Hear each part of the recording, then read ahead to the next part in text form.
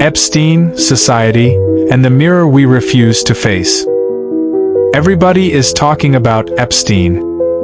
Millions of videos, millions of comments, millions of fingers pointing. But here is the question almost nobody is really asking. What does Epstein say about us? Not just about him, about our hearts, our culture, and our society. Yes, what Epstein did was horrific. Child abuse is evil, and there is no excuse for it. Victims deserve justice, protection, and healing. That is not negotiable. But Epstein did not fall from the sky. He was not some alien creature.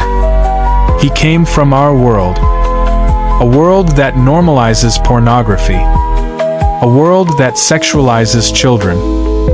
A world that worships money, power, and pleasure. A world that calls degradation entertainment. So when we act shocked, we have to ask ourselves honestly, did we really care before?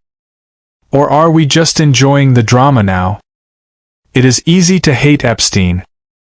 It is easy to treat him like a movie villain. It is easy to scroll, gossip, and feel morally superior. But evil does not only live in one man. It grows in a culture. It grows in what we watch. It grows in what we allow. It grows in what we call normal. If we do not face that truth, another Epstein will appear tomorrow. When I say Epstein is human like us, I am not saying his crimes are normal. I mean this. He is a human shaped by the same broken world that shapes all of us. If someone is raised in corruption, fed lies, greed, and sexualization, we should not be surprised when corruption comes out. That does not excuse him.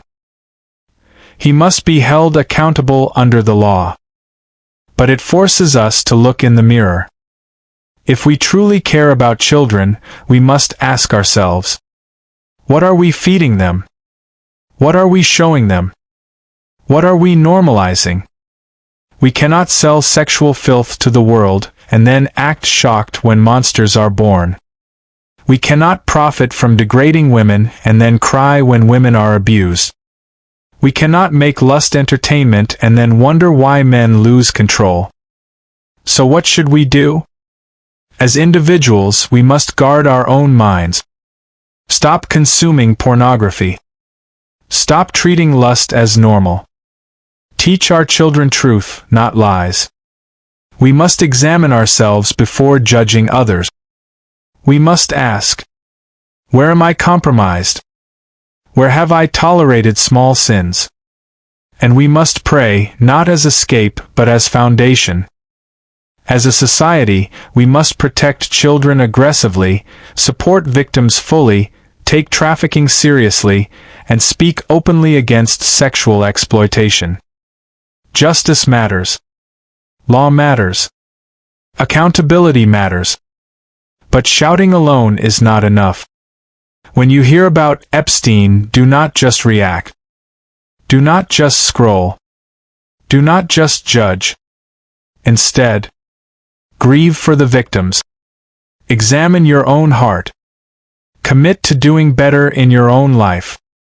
If we only blame Epstein, we stay blind. If we look at ourselves, we can change. The real question is not, how evil was Epstein? The real question is, what kind of world are we building for our children? That is where the real battle is.